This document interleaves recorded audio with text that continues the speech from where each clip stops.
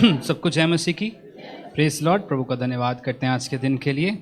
ठीक है, तो बहुत सारे लोग मुझे जानते हैं, बहुत सारे लोग नहीं जानते। आई थिंक सभी जानते हैं। जो नहीं जानते मैं बता दूं, मैं पास्टर जी का ही बेटा हूं। ठीक है, ड्रमर भाई का बड़ा भाई हूं। वहाँ मेरी वाइफ बैठी है, उनका पति हूं। और एक छोटा बच्चा एल्विन, उसका पापा हूँ। ठीक है, लेकिन सबसे बढ़कर हम कौन हैं? हम प्रभु के बेटा बेटी हैं। आमीन। जब प्रभु हमें कुछ कहने के लिए करता है या कुछ कहता है कि हमें उस काम को करना है, तो वो यूं ही नहीं बोलता किसी भी काम को, उसके पीछे उसका एक प्लान होता है।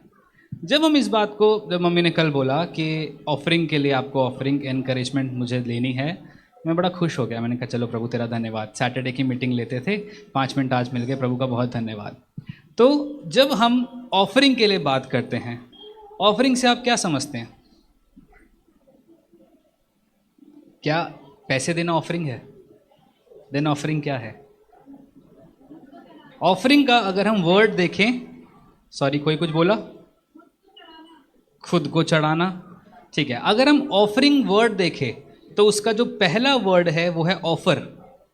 ऑफर मतलब किसी को कुछ दे रहे हैं। ठीक है, तो हर बार ऑफरिंग ये नहीं होती कि हमें पैसे ही देना है। ठीक है, चलो मेरे साथ एक वर्ड्स निकाल लीजिए, उत्पत्ति 9 उसका 18। मैं आपको पूरी स्टोरी बता देता हूँ, आपने स्टोरी पढ़ी होगी। जब परमेश्वर ने आदम को बनाया तो उससे बोला फूलो फलो पृथ्वी पे भर जाओ।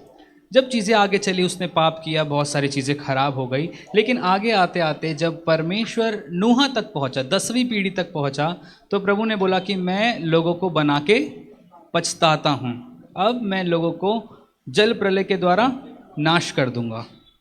एक ऐसा परमेश्वर जिसने अपने मन के मुताबिक, अपने स्वभाव में, अपने स्वरूप में किसी को बनाया है, अब उसी को देख के प्रभु क्या कह रहा है? मेरा मन उससे उदास हो गया है। आप राजमा चावल बनाओ, उसमें नमक ज़्यादा डल जाए और वो खाने में मज़ा ना आए तो कितना बुरा लगेगा कि इतनी मेहनत से बनाए लेकिन उसको खा नहीं पा रहे हैं। वैसे ही जब प्रभु ने आदम को बनाया, पूरी पीढ़ियों को बनाया, चीज़ें आगे बढ़ी, वो इतना पाप में गिर गए कि प्रभु को वो पसंद नहीं आया। और प्रभु ने बोला कि मैं क्या करूँगा, इसको जल प्रलय से नाश कर दूंगा। तो 9 की 18वीं आयत में यही लिखा है कि जो नूह था, परमेश्वर ने नूह को चुना क्योंकि उस समय वही धर्मी था। और आगे बढ़ते बढ़ते उसने एक जहाज़ को तैयार किया। और जब वो जहाज़ से बाहर निकला, आप इस बात को सोचिए कि उस टाइम पे सिर्फ इतनी बड़ी दुनिया में केवल एक नूह ही ऐसा व्यक्ति था जो परमेश्वर की नज़र में धर्मी था। आज हम इतने सारे बैठे हैं, ठीक है, हम में से कितने लोग धर्मी हैं? हाँ, क्या प्रभु कह सकता है आपके मेरे लिए कि हाँ हम उसके धर्मी हैं, हम उसकी धार्मिकता की खोज करने वाले व्यक्ति हैं? तो उस समय में केवल और केवल नूहा ही धर्मी व्यक्ति निकला। और परमेश्वर ने उससे बात किया, उसे बोला कि तुझे जहाज़ बनाना है। उसने बिना कुछ सोचे समझे, बिना कोई क्वेश्चन करे वो जहाज़ बनाने को लग गया। जब वो जहाज़ बना के ख़त्म हुआ तो लिखा है कि एक बड़ा जल प्रलय आया और अरारत पहाड़ पे जाके वो जो बोट है, वो जो शिप थी, वो खड़ी हो गई। जब सब लोग वहाँ से निकले, उसने एक होम बलि चढ़ाया। और होम बलि चढ़ाने के बाद मेन बाइबल जो बात बताती है, उसने एक दाख की बारी लगाई। नींद आ रही है? नींद तो नहीं आ रही? हाँ, उसने क्या किया? दाख की बारी लगाई। दाख ही क्यों लगाया उसने?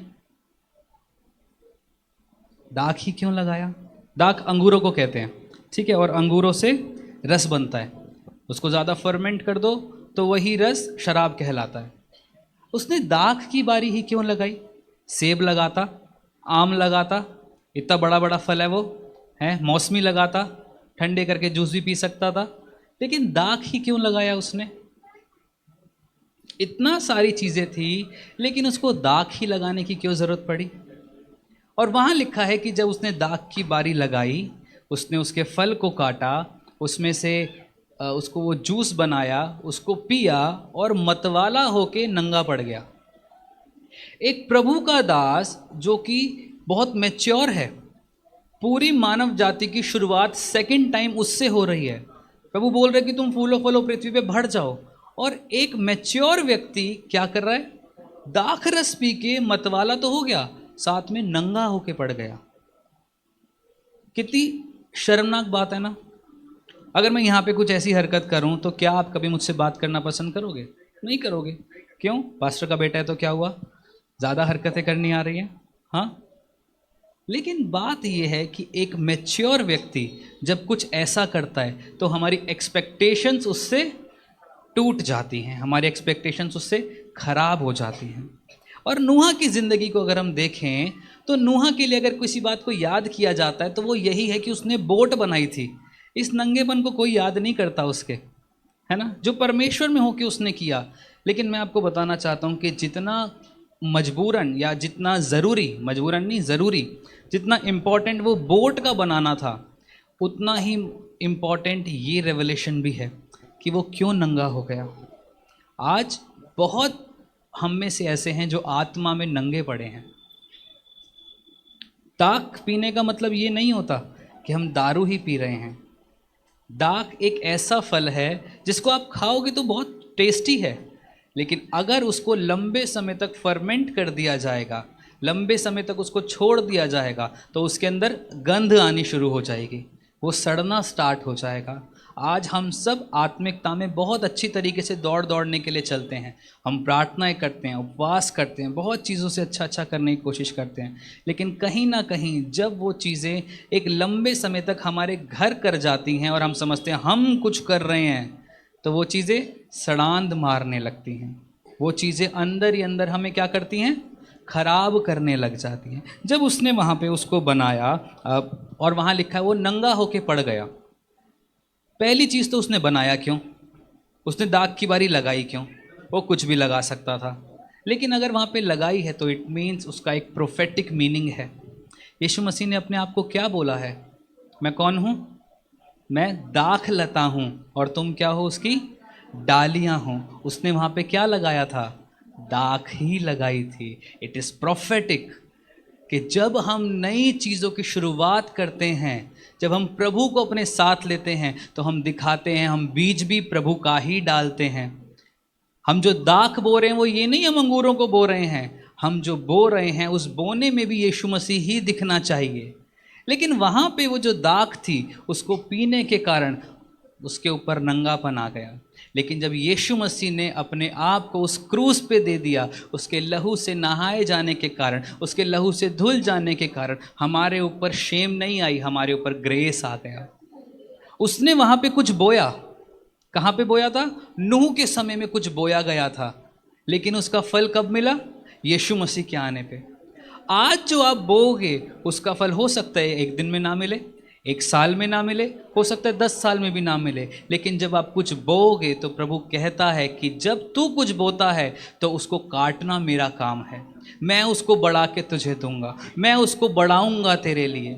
जब वहाँ पे उसने शर्मिंदगी को बोया, वहाँ लिखा है उत्पत्ति की किताब में कि जो नूहा था वो नंगा पड़ गया था और उसका एक बेटा आके उसे नंगा देख के बाहर जाके बता रहा है, अरे बाप तो नंगा पड़ा है।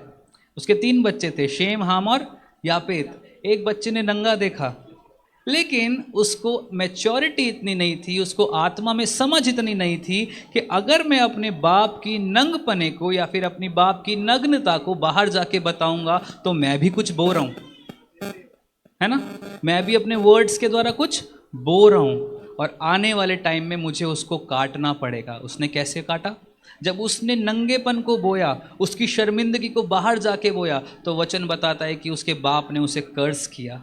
लेकिन 2 बेटे जिन्होंने उसको देखा भी नहीं, उल्टे गए, उसको कपड़ा पहना दिया गया, वो उल्टे जाके कपड़ा पहनाना उनके लिए ग्रेस की बात समझी गई। आज मसीह में एक कमी है। हमें जब, अभी मम्मी बात बता रही थी कि हमें जब किसी की बात पता चलती है तो हम उसे ढकते नहीं हैं, हम नूह के उसी बेटे की तरह बन जाते हैं कि मुझे उसकी वो बात पता है, मुझे उसका वो नंगापन पता है, मुझे उसकी वो चीज़ पता है, मैं बता दूंगा, मैं तुझे ब्लैकमेल कर दूंगा। लेकिन वचन बताता है कि जिसने नंगेपन को दिखाया, जिसका नंगापन दिख रहा है उसको कुछ समझ में नहीं आ रहा क्योंकि वो तो मतवाला पड़ा है, लेकिन जिसने नंगापन बाहर जाके शो किया वो कर्ज का अधिकारी हो गया, और जिसने नंगेपन को ढका उसके जीवन से यीशु मसीह का वंश आगे चला। आमीन। तो जब हम यीशु मसीह के लिए कुछ भी बोते हैं, वहाँ पे उसने, नूह ने एक दाग को लगाया। वो उस दाग का काम क्या था?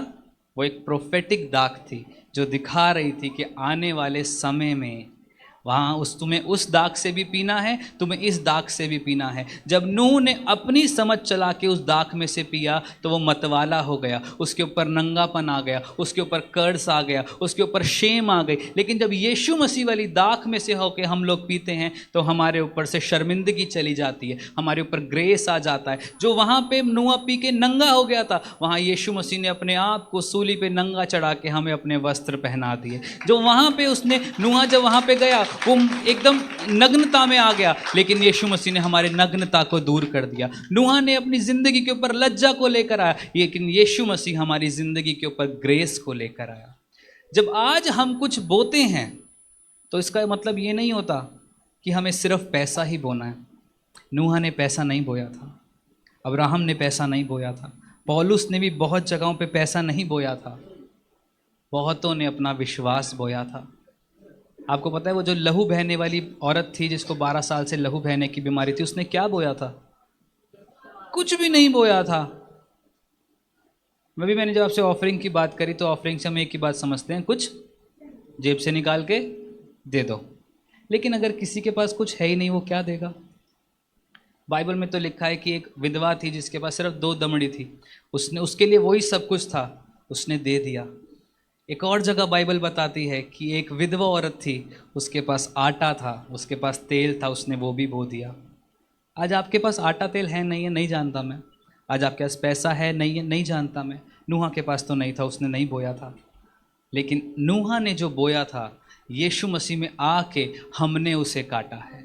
आज आप जो भी बोओगे अपनी जेबों में से, चाहे वो 100 रुपये हो, चाहे 1000 रुपये हो, चाहे 10 रुपये हो, ये सोच के मत बोना कि प्रभु मैं यहाँ पे तेरे ऊपर एहसान कर रहा हूँ कि मुझे ये तुझे देना है, बल्कि ये सोच के बोना कि प्रभु जो आज मैं तुझे दे रहा हूँ यही मेरे पास वापस आएगा।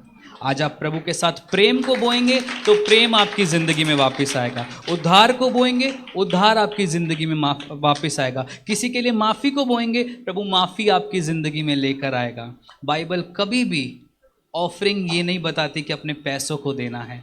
बाइबल में सबसे पहली जो चीज़ बोने के लिए लिखी गई है वो है आपका हृदय, वो है आपका दिल, वो है आपका मन। परमेश्वर ने आदम को इसलिए नहीं बनाया था कि वो मुझे ऑफरिंग दे, परमेश्वर ने आदम को इसलिए बनाया था कि वो अपना दिल मुझे दे दे, मैं उसके साथ फेलोशिप कर सकूं। आज मैं आपके लिए यही प्रार्थना करना चाहता हूँ कि जब आप इस जगह से बाहर जाएं तो उससे पहले आप उस ऑफरिंग बैग में कुछ डालें या ना डालें, लेकिन अपने दिल को इस कलीसिया में डाल के ज़रूर चले जाना, क्योंकि जब वो उसको मल्टीप्लाई करेगा तो आपके आंखों के सारे आंसू ले लेगा। जब वो उसे मल्टीप्लाई करेगा वो आपके सारे दुखों को ले लेगा। जब वो आपको मल्टीप्लाई करेगा तो हर वो चीज़ जो आपके दिल में घर करके बैठी थी वो सब निकल जाएगी। बोलिए 5 मिनट, बोलिए 5 मिनट, 5 मिनट ले सकता हूँ मैं आपके? ठीक है, आखिरी बात बोल के ख़त्म करूँगा, बस ज़्यादा समय नहीं लूँगा। बाइबल में एक किस्सा है, एक औरत थी जिसके लिखा गया है जिसके पास एलाबास्टर जार था। पढ़ा है आपने? अच्छा, एलाबास्टर नहीं, वो वाला जार जिसने अपना इत्र, जिसको कहते हैं इत्र की बोतल थी, जिसने इत्र की बोतल तोड़ी और यीशु मसीह के पैर पे चढ़ा दी। उसके अंदर तो कोई पैसा नहीं था और बाइबल ये भी नहीं बताती कि वो बोतल वो औरत खरीद के लेकर आई थी, क्योंकि जिस प्रोफेशन में वो औरत थी कहीं ना कहीं से उसको वो मिलने के चांसेस थे। ठीक है, उसके पास एक बॉटल थी और उस बॉटल को जब वो यीशु मसीह के चरणों में आई, उसने उस बॉटल को ब्रेक कर दिया, उस बॉटल को तोड़ दिया और सारी की सारी बॉटल यीशु मसीह के पैर पे चढ़ा दी। क्यों चढ़ा दी? तोड़ना का क्या मतलब? कांच लग जाता फिर क्या होता? आपको पता है हमारा दिल भी बहुत से मायनों में उसी बॉटल के समान है। उसका तोड़ना इसलिए ज़रूरी था क्योंकि एक बार जो चीज़ टूट जाती है उसमें और कुछ नहीं रखा जाता, उसको अपने घर में सजाया नहीं जाता, उसमें कोई कीमती वस्तु नहीं डाली जाती। क्यों? क्योंकि वो टूटी हुई है। और जब वहाँ पे एक महंगे इत्र की बॉटल को तोड़ा गया तो प्रभु यही बात समझा रहा है कि हम भी अपने शरीरों को एक महंगे इत्र की बॉटल के समान समझते हैं, लेकिन प्रभु कहते हैं इस बॉटल में कुछ भी नहीं है, अगर ये टूट जाएगा इसमें कुछ भी नहीं समा पाएगा। इसलिए बेटर है कि जब टूटो तो प्रभु के चरणों में आके टूटो, ताकि शैतान के लिए कभी इस्तेमाल ना हो पाओ, ताकि बुराइयों के लिए कभी इस्तेमाल ना हो पाओ, ताकि गंदी चीज़ों के लिए कभी इस्तेमाल ना हो पाओ। अगर इस्तेमाल हो, किसी की सुगंध बनो, तो बनो यीशु मसीह के पैरों की सुगंध की। जहाँ जहाँ वो जाए वो आपके स्पार्कल को फैला दे। मेरे रजिस्टर के ऊपर एक बात लिखी हुई है, leave a little sparkle wherever you go. आप जहाँ भी जाओ अपनी ज़िंदगी से एक छोटा सा स्पार्क छोड़ के जाओ। वो स्पार्क आप अपने आप से कभी नहीं ला सकते, लेकिन जिस दिन आपकी ज़िंदगी यीशु मसीह के साथ चलने वाली हो जाएगी, आप जहाँ जाओगे आपको पता भी नहीं चलेगा। आप एक छाप को छोड़ के जाओगे, आप एक सीड को बो के जाओगे। जब आप यहाँ से अपने इस बीज को बो के जा रहे हो, तो आज प्रभु से बोलना, प्रभु ये मेरा बीज तेरे लिए है खुदा, मैं इसको बोझ से नहीं दे रहा, मैं आज इस बीज को खुशी से बो रहा हूँ, क्योंकि मुझे पता है कि जब मैं बीज बोऊंगा तो वही बीज एक दिन फल बनेगा और उसके फल में से मैं खाने पाऊंगा। आमीन। प्रभु आप सबको आशीष दे।